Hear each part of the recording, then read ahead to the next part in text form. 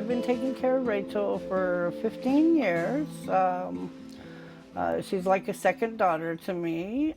Um, she's the best client in the world. She has many needs, and I try to take care of every one of them. Rachel's a full care. I bathe her, I dress her, I take care of all her different sites. She has a gastro tube, a feeding tube. She has a colostomy. She has a tracheostomy. She has to be catheterized 3 times a day by me, and then her parents do it after I go home. I ensure that she's happy.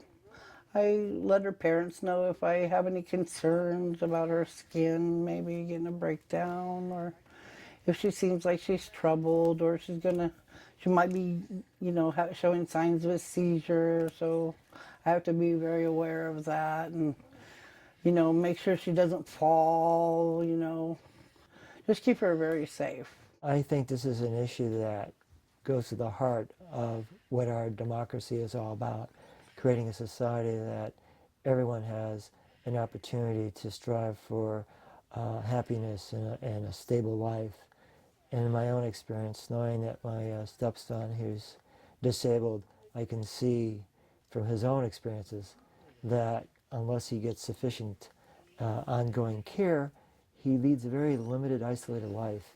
And we don't need to be a society that isolates people. We need to bring them into contact with other people to make our entire community stronger. That one crosses that way, and that one. So any of the outside, you just cross the outside back Okay, and forth. let's see if I can continue this. Okay, so this one goes under like that, Yeah. and then this one would go You have to hold them all three. like that. We will actually be able to free up people so that family members can You have to change places. take on tasks outside their home rather than just necessarily just taking care of their loved ones. And we also create new good jobs for people who receive proper training and decent salaries to take care of those who cannot leave their homes and are dependent on having professional care. We need more training, like making sure that the state isn't going to cut all our hours, take hours away from us, that we'll have a job tomorrow, that because of budget, it's always, when we go to Olympia, that's always, it's a budget, but what about their hearing of it's the client, we need to start thinking of the client, not the budget.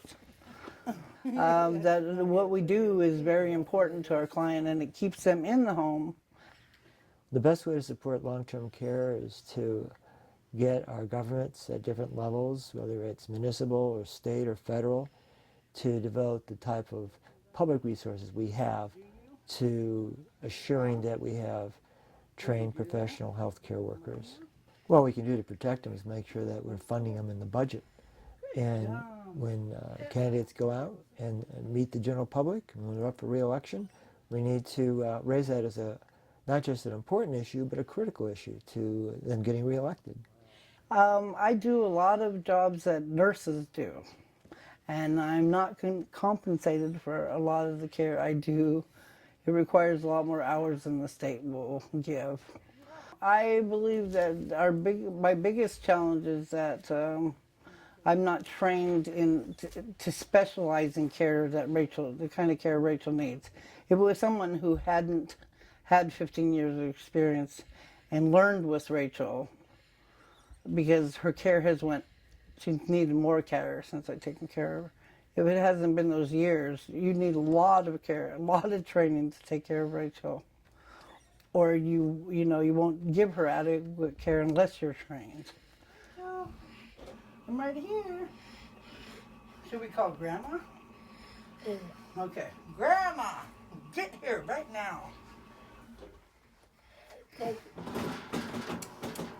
Go get her, please. Well, quality long-term care allows someone like Rachel to lead a happy life as best as she can achieve.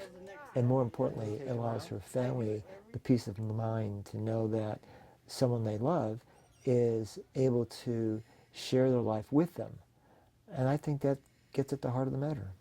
I think that I bring good quality care to her, and that she's probably, I've helped keep her alive longer than she may have lived if she had an inadequate caregiver.